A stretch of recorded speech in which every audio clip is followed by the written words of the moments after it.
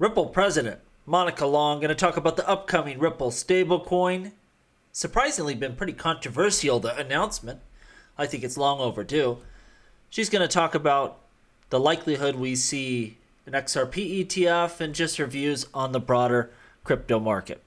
I think that there will be, more influx of institutional interest into the space. BlackRock has been the 800-pound gorilla entering with the Bitcoin ETF, and now with the ETH ETF cleared in the U.S.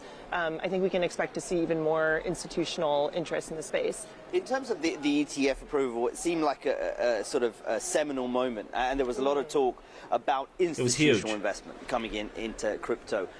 What exactly are we starting to see here? Are you starting to see some of the more traditional players wanting to enter this market via the ETFs? I think, yes, absolutely, via the ETFs, as well as through tokenization of real-world assets. So that's something we're seeing from our custody customer base, major banks like SocGen being leaders here, to tokenize different securities assets like bonds and equities. You mentioned. Now Monica Long is speaking my language. That's why she's president. RWAs are going to be so huge, massive driver of adoption for just crypto in general. But when you look at the XRP Ledger, that was its original purpose. Like, this sucker was designed for RWAs above and beyond even the use of XRP.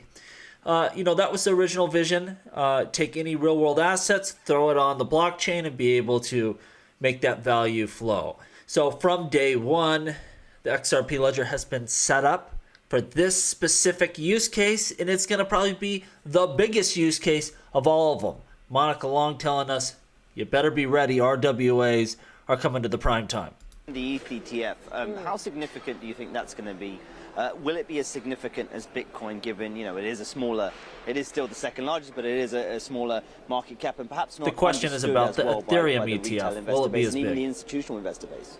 I think that the market awareness and education of what's happening in crypto is increasing and expanding. So I think that we can see more stories and narratives around the ecosystem of activity that's being developed on top of Ethereum.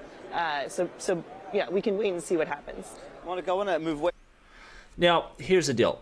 I think day one, the Ethereum ETF is nowhere near as big as Bitcoin is. Clearly, the big money, the institutions, they're more comfortable with Bitcoin. That's their focus, and it makes a lot of sense. But I think long term, especially once they allow staking in these ETFs, because remember, day one, there's going to be no staking. But as soon as they allow staking in an ETF, and that Ethereum ETF is paying you back a dividend, watch out. People are going to want to jump into this sucker. It's paying you 3, 4, 5% dividend annually in that ETF. And, the dividend will be in more Ethereum, one of the fastest growing assets on planet Earth. That's going to be popular. And also what she said, the narrative that's growing, all the different things that you can do, not just with Ethereum, but within the altcoin space. It's the exciting space where you build all sorts of interesting things. And we have a lot of stuff on the horizon that I think will really propel that altcoin space and make it very interesting to institutional investors. From the markets onto Ripple, because you made a big announcement earlier this year around a Ripple stablecoin. Why? We needed it. U.S. dollar stablecoins are a major market. So stablecoins overall today are about $160 billion in market cap. You see projections of this market reaching about $3 trillion within the next 4 to 5 years. And I think that's for a few reasons. One is just demand to hold U.S. dollars, easy access to U.S. dollars in various parts of the world. Two, for payments, which has been the core of our business for many years. So the reason we're entering this market is we see demand from our customers, financial institutions of various types, who want to use blockchain for more efficient global payments and want to do it using a U.S. dollar stable. Ripple, we have a 10-plus year legacy of being a very trusted, compliant, secure player in the enterprise space. So I think we're a great candidate to bring a trusted U.S. dollar stable to the market. There are a lot of people wanting me to ask this question. When are you planning to launch it? We're working on it right now, and you can expect to see more from us later this year. A couple things she said there. First of all, people are going to trust Ripple's product. above, some wackadoo stablecoin that's operated by some shady organization overseas. Of course, I'm not talking about Tether. That's such a monster nowadays. It's just a leader in the space. But I think the Ripple stablecoin is going to be very popular.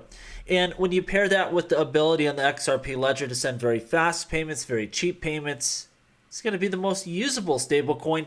And further, it's not just that you can trust Ripple, the company, but also the XRP Ledger. I mean, it's been going over a decade, no downtimes, no resets, no crashes. Like, this is a very stable and trustworthy network. And, I think when you add it all up, it's going to be one of the most competitive offerings out there. We know right now, Tron is one of the most used networks in the world because a lot of people that don't have access to banking, they use Tron to hold their stable coins and transact. And, nothing against Tron, but if I had to pick one or the other, I would trust the XRP Ledger over Tron for a multitude of reasons. So, I think we see a lot of adoption here with this stablecoin offering. Is it likely going to launch this year then? Likely. Have you begun buying the assets to back that at the moment as well?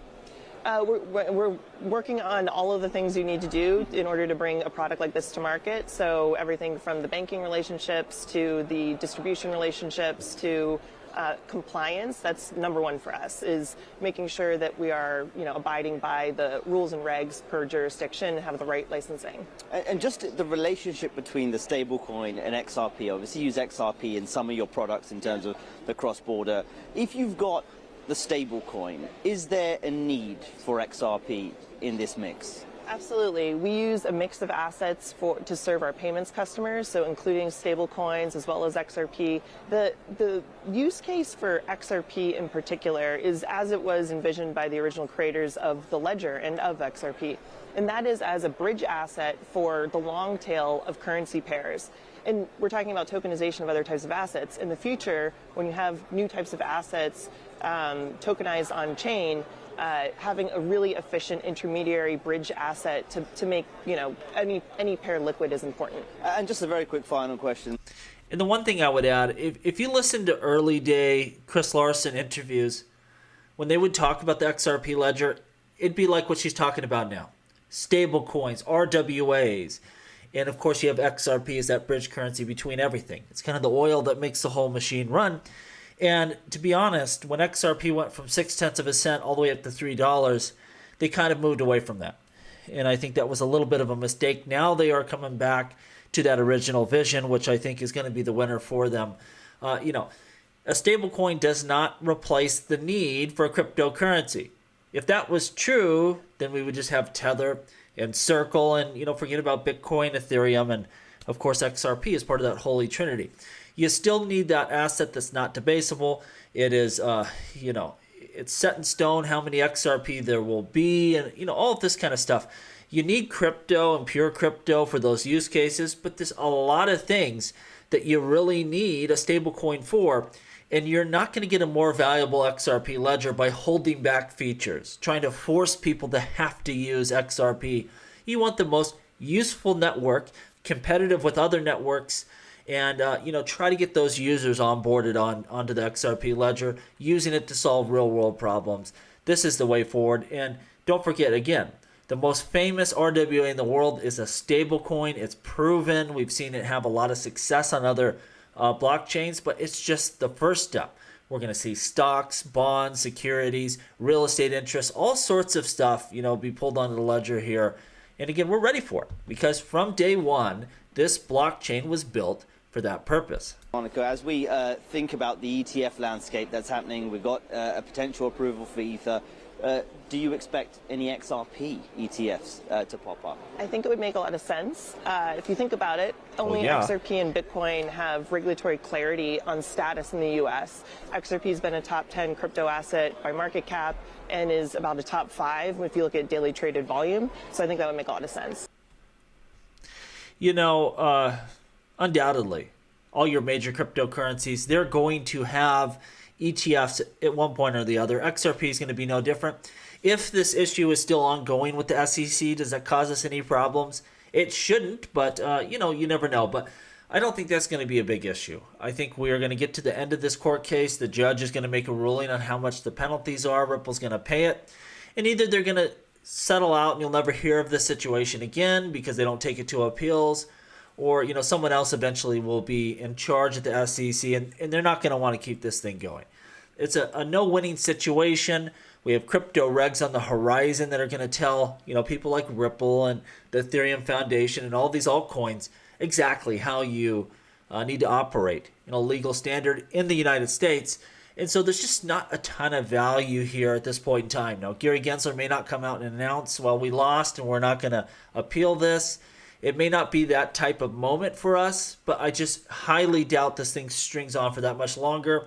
You see Congress getting serious about this issue, and they just can't wait any longer. So absolutely agree. We are going to see an XRP ETF at one point in time. Is it the very next? Maybe not. Maybe we see Solana next, but it'll be one of the first 3, 4, 5 that roll out here.